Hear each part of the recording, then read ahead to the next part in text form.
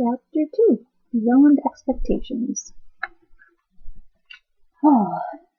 Suddenly, Milo found himself speeding along an unfamiliar country highway, and as he looked back over his shoulder, neither the toll booth nor his room, nor even the house, was anywhere in sight. What had started as make-believe was now very real. What a strange thing to have happen, he thought, just as you must be thinking right now. This game is much more serious than I thought, for here I am, riding on a road I've never seen, going to a place I've never heard of, and all because of a toll booth which came from nowhere. And I'm certainly glad that it's a nice day for a trip, he concluded hopefully, for at the moment this was the one thing he definitely knew. The sun sparkled, the sky was clear, and all the colors he saw seemed to be richer and brighter than he could ever remember. The flowers shone as if they'd been cleaned and polished, and the tall trees that lined the road shimmered in silvery green. "Welcome to Expectations," said a carefully lettered sign on a small house at the side of the road. "Information, predictions, and advice cheerfully offered. Park here and blow horn." With the first sound from the horn, a little man in a long coat came rushing from the house, speaking as fast as he could and repeating everything several times.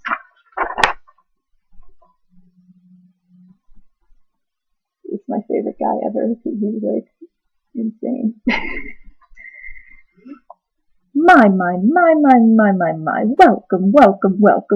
to the land of expectations, to the land of expectations, to the land of expectations. We don't get many travelers these days. We certainly don't get many travelers these days. Now, what can I do for you? I'm the weatherman. Is this the right road for Dictionopolis? Asked Milo, a little bowled over by the effusive greeting. Well now, he began again. I don't know of any wrong road to Dictionopolis, so if this is the road goes to Dictionopolis at all, it must be the right road. And if it doesn't, it must be the right road to somewhere. Because there are no wrong roads to anywhere. You think what I mean? I thought you were the weatherman, said Milo, very confused.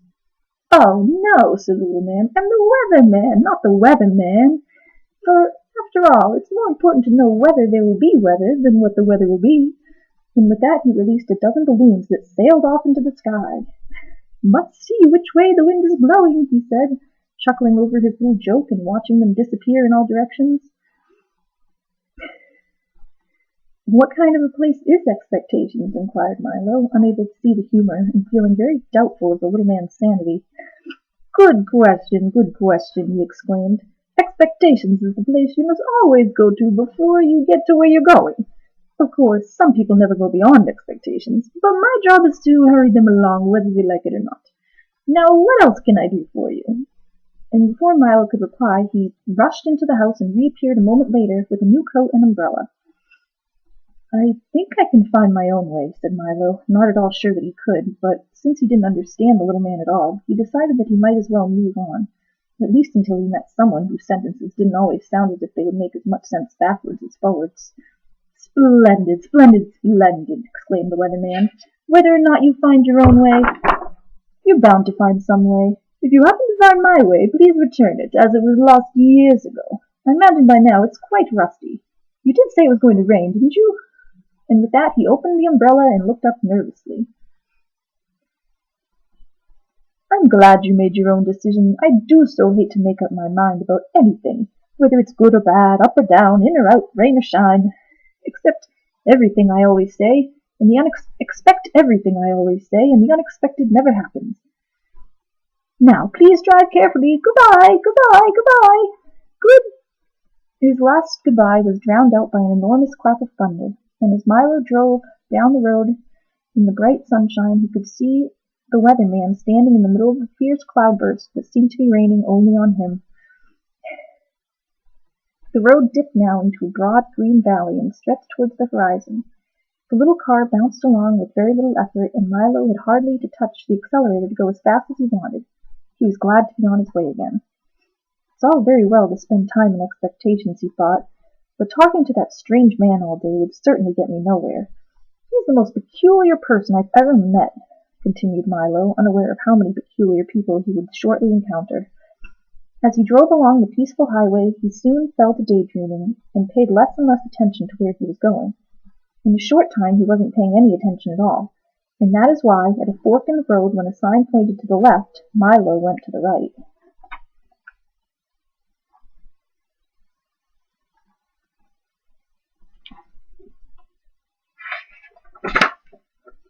along a route which looked suspiciously like the wrong way. Things began to change as soon as he left the main highway. The sky became quite gray, and along with it the whole countryside seemed to lose its color and assume the same monotonous tone.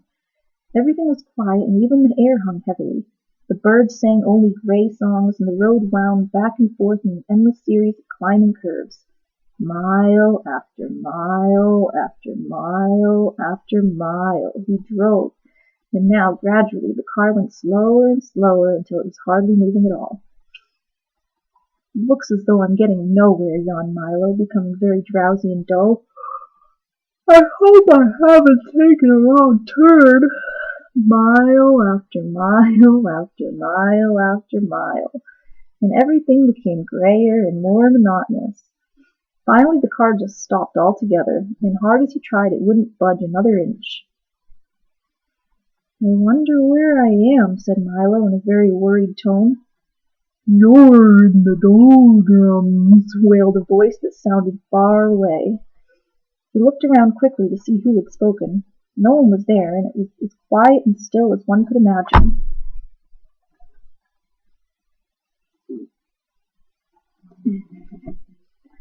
"Yes, the doldrums," yawned another voice, but still he saw no one. "What are the doldrums?" he cried loudly, and tried very hard to see who would answer this time. "The doldrums, my young friend, are where nothing ever happens and nothing ever changes."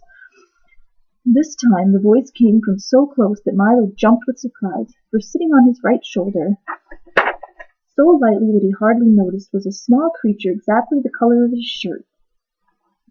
"Allow me to introduce all of us," the creature went on. "We are the Lethargians, at your service." Milo looked around and for the first time noticed dozens of them, sitting on the car, standing in the road, and lying all over the trees and bushes.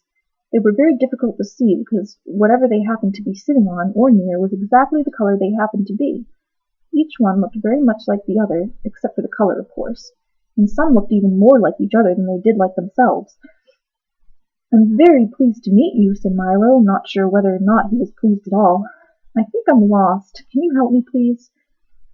"Don't say think," said one, sitting on his shoe, for the one on his shoulder had fallen asleep. "It's against the law." And he yawned and fell off to sleep too. "No one's allowed to think in the doldrums," continued a third, beginning to doze off, and as each one spoke he fell off to sleep, and another picked up the conversation with hardly any interruption.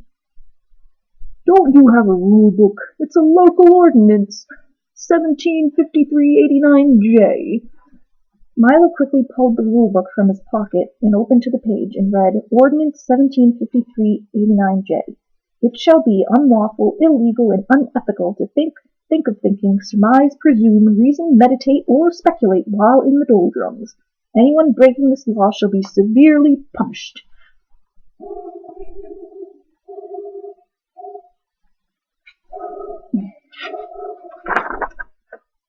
"That's a ridiculous law," said Milo quite indignantly. "Everybody thinks." "We don't," shouted the Lethargians at once. "And most of the time you don't," said a yellow one sitting on a daffodil. "That's why you're here. You weren't thinking, and you weren't paying attention either. People who don't pay attention often get stuck in the doldrums." And with that he toppled out of the flower and fell snoring into the grass. Milo couldn't help laughing at the little creature's strange behavior, even though he knew it might be rude. "Stop that at once," ordered the plaid one, clinging to his stockings. "Laughing is against the law. Don't you have a rule book? It's Local Ordinance 574381W. Opening the rule book again, Milo found Ordinance 574381W. "In the doldrums, laughter is frowned upon, and smiling is permitted only on alternate Thursdays. Violators shall be dealt with most harshly." "Well, if you can't laugh or think, what can you do?" asked Milo. "Anything, as long as it's nothing, and everything as long as it isn't anything," explained another. "There's lots to do. We have a very busy schedule. At 8 o'clock we get up, and then we spend from 8 to 9 daydreaming. From 9 to 9:30 we take our early mid-morning nap. From 9:30 to 10:30 we dawdle and delay. From 10:30 to 11:30 we take our late early morning afternoon nap. From 11:30 to 12 we bide our time and then eat lunch. From 1 o'clock to 2 we linger and loiter. From 2 to 2:30 we take our early afternoon nap.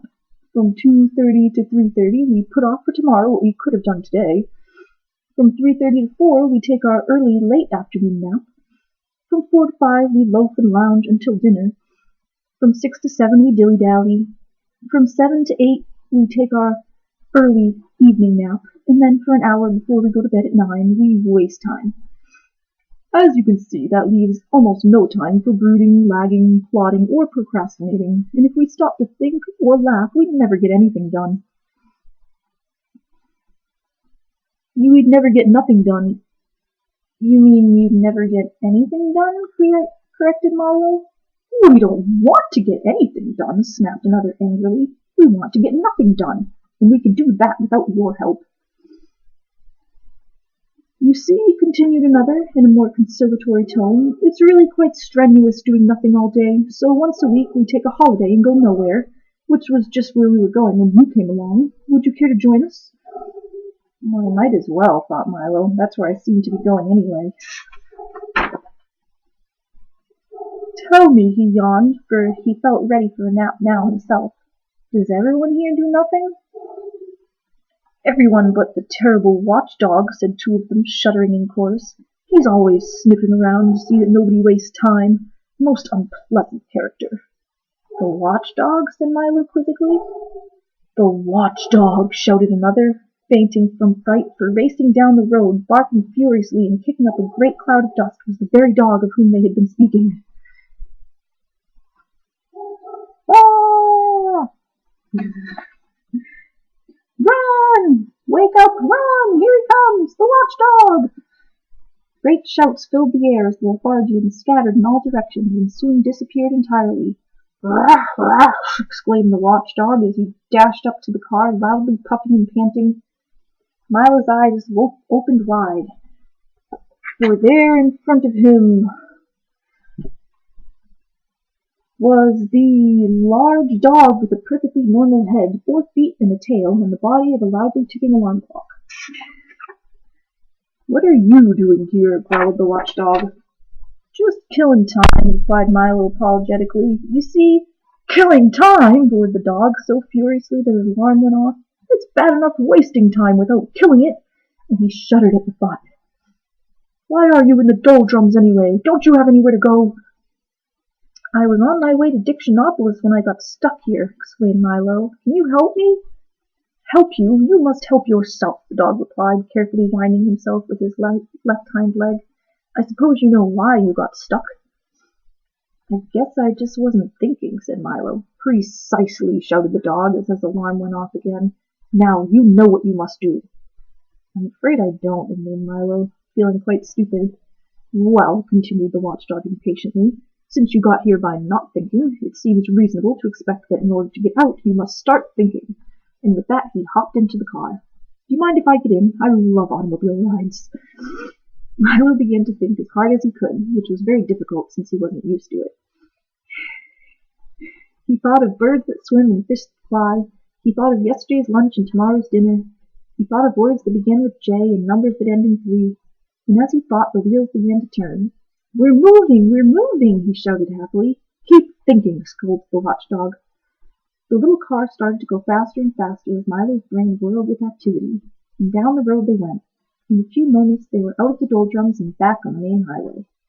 All the colors had returned to their original brightness, and as they raced along the road Milo continued to think of all sorts of things, of the many detours and wrong turns that were so easy to take, of how fine it was to be moving along, and most of all of how much could be accomplished with just a little thought, and the dog, his nose in the wind, just sat back, watchfully ticking. And that's the end of chapter 2.